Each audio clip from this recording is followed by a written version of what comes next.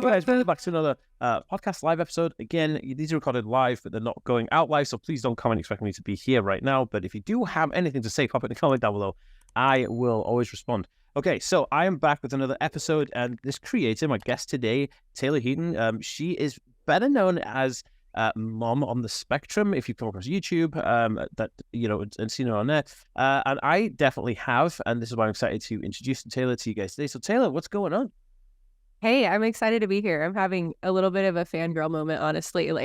Feel like I'm coming full circle because I used to listen to you before I got my diagnosis. So, no way, dude! I didn't send you my book. Did I send you my book? Did you get my? No, you messaged me and I was out of town and I don't have my business address memorized. So I was like, I'll get back to you. And so I missed when you were sending it out, but I want a copy. And congratulations on your book. By the way. That's huge.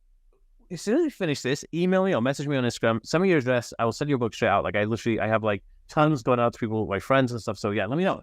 Get that address in the as well. Okay, cool. Oh, it's also here behind me. Boop, boop, boop. Yeah, I see it. It's actually currently sold out in the European Union. Like you can't get it. Wow. Right now, so they're waiting. Congrats. That's really exciting. Thanks, dude, man. It's crazy. But yes, fangirling. Oh my goodness, fangirling. Goodness me. I know. Do you know what is funny? Like I feel like I'm the autism YouTuber or autism influencer dinosaur. Like I've been on this platform 10 or 11 years, right? So it's kind of like yeah, you figured it out. No, do you know what? It was funny because like when I first started, there was nobody doing it. So I was like, nobody's doing it. So I thought I'd just test the waters and put some information out because I felt like it needed to happen. So that's actually how I started. Mm-hmm. But yes, here I am. Like 250 subs later. Yeah. Well, I'm so glad you did because that's part of why I'm here. So I appreciate the work that you're doing. Oh, it's amazing. Thank you so much. Yeah. And a blessed circle to come around because I've seen your stuff and I love it too. So tell us a bit about you. So the audience who's listening and watching, who is Taylor Heaton? What's Mom on the Spectrum? Tell us a little bit about that. Yeah. So I'm 34 now, but I received my autism diagnosis when I was 31. And one of my friends was diagnosed and she told me the domino for her that led to everything was this term called copy and paste behaviors. And I just instinctively understood what that meant. I was like, copying and pasting social behaviors, doesn't everybody do that, And this friend in particular, I was like, if she's autistic, then maybe I don't really understand what autism is because she was really socially skilled and like we were music majors together and like we just had a lot of similarities. So that led into my like black hole research for autism where I was just like, I'm going to read the entire internet. And that's when I came across your podcast a few years ago. And so I started learning more about it at the same time that I was researching for my son. I was reading a book called The Highly Sensitive Person by Elaine Aron. So at the same time, I was kind of being funneled into autism through the lens of highly sensitive person and getting that vocabulary.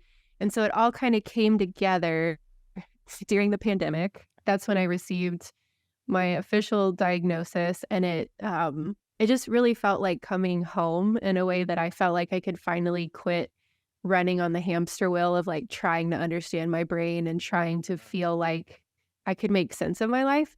Mm-hmm. And I just knew I'm like, I have to start talking about how this has changed my life. And so I just got my camera out and just started shooting and I uploaded it to YouTube. And that's how Mom on the Spectrum was born. Amazing. And so did you start going online? Like, did you start like posting videos since 2020 or how long have you been online for now? 2021. So like 2 years now. Cool. And how are you finding it? How are you finding the space, the community? Like, how do you find it putting content out rather than digesting the content? I actually love it. And people ask me, I don't know if you've found this to be true, but I actually find that a large majority of the feedback is positive and uplifting. Obviously there's going to be haters and trolls, but like for the most part, I've found the autistic community to, again, just be like coming home. I love it. They're my people. I feel like I have finally found where I belong. So I'm all about it. Dude, that's awesome. Have you found any negativity within the community? Because there's a lot of controversial topics, and I cover all of them because I don't care. But I feel like, no, in the terms of like, I'm quite thick-skinned, so I'll talk about Asperger syndrome. I'll talk about people who say high functioning, low functioning, because those things, I have an interesting view on those things, and I have a very logical, scientific view on those things. But I feel like there's a lot of people who kind of like you get bashed about if you say like, I have autism, or a person with autism, they'll say like autistic person first, and it's kind of like, and that annoys me a little bit because I feel like you can't impose how somebody wants to identify. You know what I mean? Mm-hmm. So it's like forcing pronouns on someone. You can't really force a pronoun on someone. If someone says like, hey, I identify as a they, them, you say, okay, well, cool, I'll address you as they, them. You don't say, no, you're a female to me. You can't say that. So you can't just say, you have to put autistic person first, because it's not how someone wants to. But because of that, because of my views on those, because I want people to be accepted into a community, and Asperger's syndrome was a clinical diagnosis right up until 2013. So you have thousands and hundreds of thousands of people diagnosed with that. So it's kind of like, I'm accepting of those people. So have you found any backlash like that in the community that's negative? Yeah, there's, it depends on where you're looking, but yeah, it's definitely there. And lately I've gotten some backlash, people thinking that I'm kind of drowning out the voices of people with higher support needs because they can't communicate as well. And so that, is interesting to me, because it's like, I feel like the higher functioning, I'm using, air quotes, higher functioning autistic people, like, we have so many unseen challenges. And I tell people, like, you're seeing like an edited version of myself online, and you don't see so much. Like, obviously I want people that have higher support needs to be represented, obviously, but I'm one person, I'm one person, I'm sharing my story, and I don't want to share the story of other people that I haven't lived that experience. 100%. So that's the thing recently that's come up the most, is I've had a couple people say I'm like drowning out other people's voices, which I'm like, I'm just using my voice, and I'm not going to be able to speak for everybody. I don't want to speak for everybody. What my big, people like that, like, to me, I always go back to the devil makes work for idle hands, right? So those people are very bored, and they have stuff going on in their lives. So I always have to reach out with compassion. Somebody gives me like, if internally, if we have an intra hate, I always say like, look, I don't know what's going on in your life, but I hope it's okay, and I'm always here to help, because I am. If somebody came to me like, you're an asshole, right? I said like, you can't use Asperger's. I'm like, yeah, okay, whatever. But then they were like, oh, I'm stuck, I need help. I'd be like, yeah, dude, like 100%. Like, forget all the other stuff. It doesn't matter. Are you using the Ono fidget gadget? Is that what you're using? We have so many similarities over here.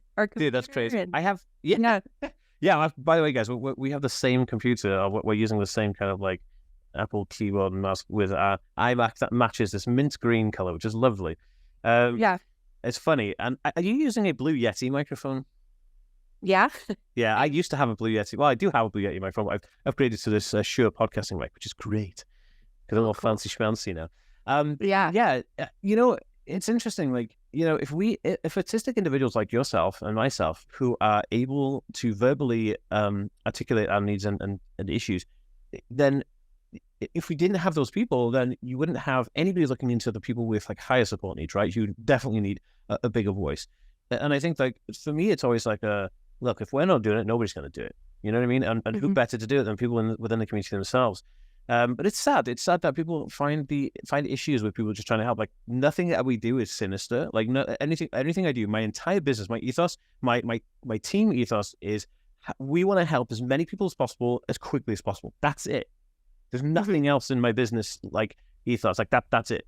And so, when you come from a place like that, and everybody who works for me, they come in, we say like, that's it. We're coming from a place of help. So for people to just kind of get snotty about it, they really don't understand how, maybe it's bad messaging from my behalf, but they really don't understand the ideas. But No, I mean, and I think I like your approach in that, like, everybody's going through something, and that's the lens that they're coming to you from, so it's like, people who ask those types of questions, there's something else behind it. It's hardly ever about you, it's more so it's an issue that they're trying to work through. And so I think that's one interesting thing, especially, we could talk about rejection sensitive dysphoria, but like, that's one challenge being an online content creator, is that there's never, even though most of the support and feedback has been positive, like, the negative ones come, and it can be tricky to deal with. So you have to kind of develop a mindset around it.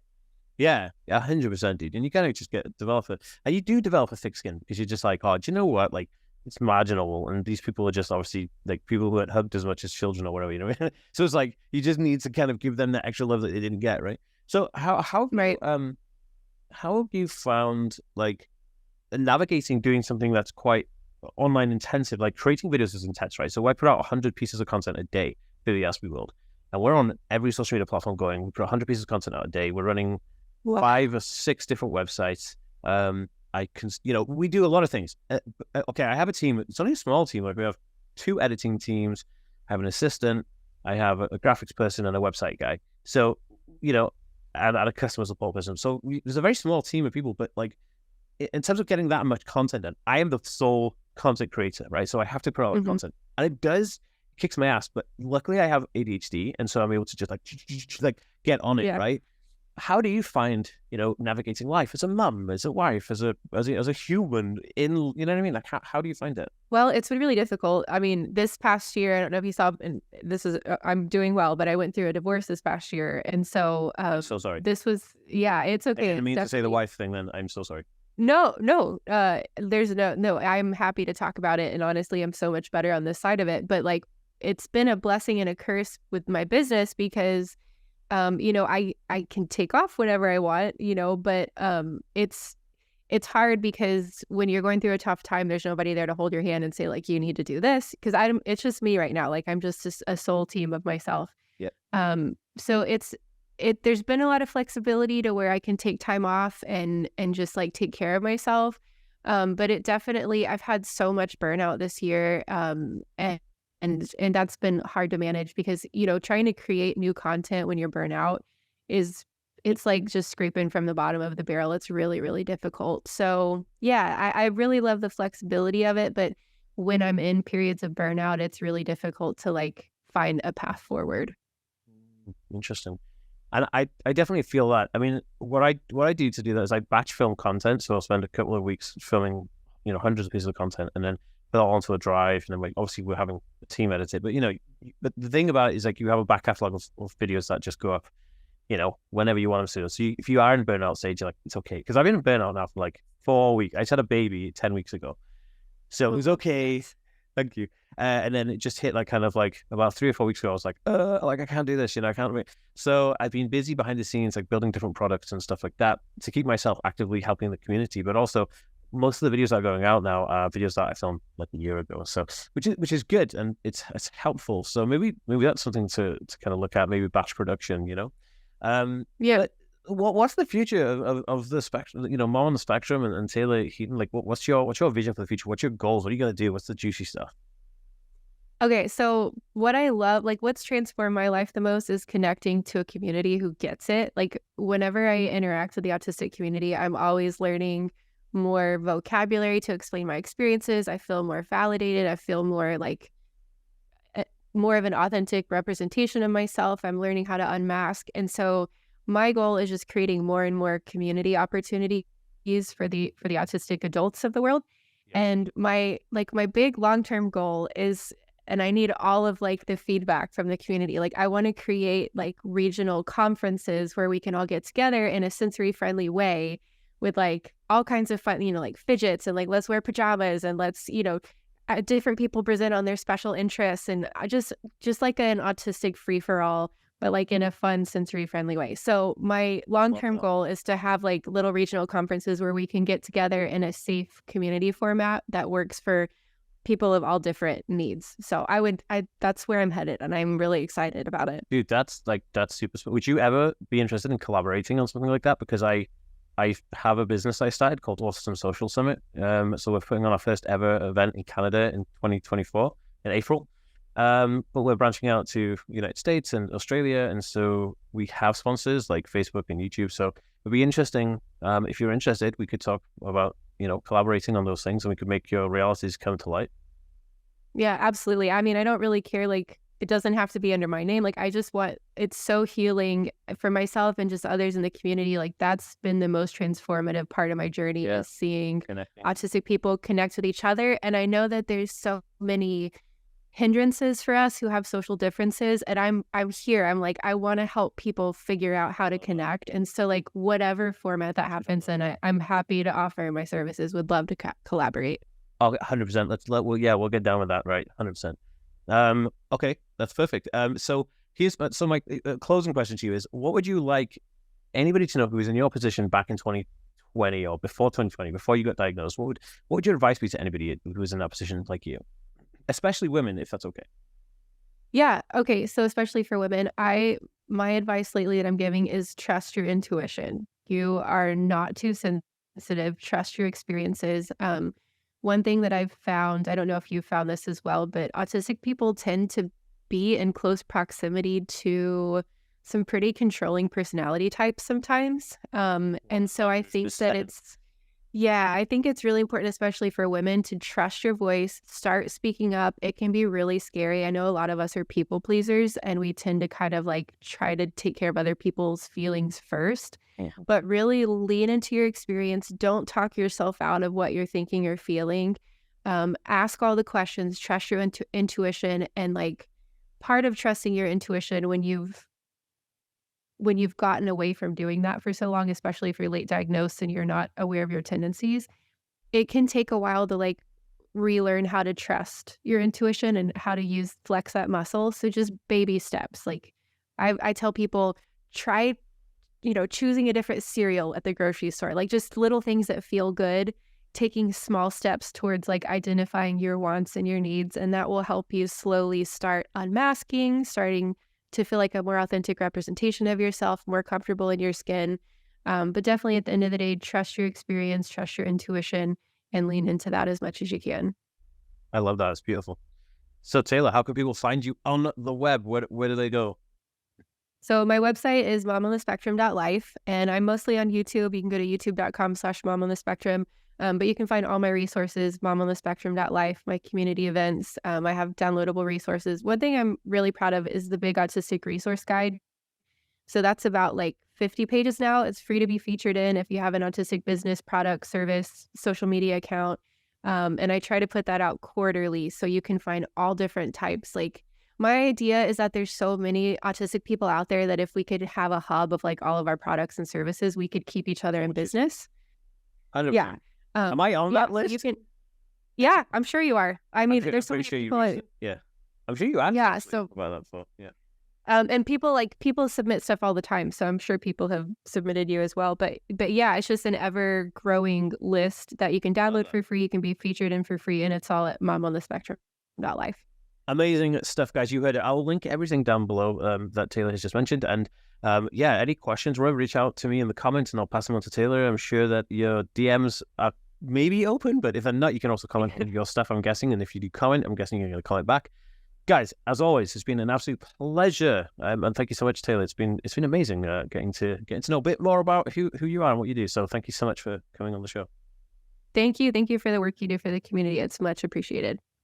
It's my life work. It's my goal. It's my mission from God, if you will. So that's what I believe. Yes, me too. I'm here for it. Awesome.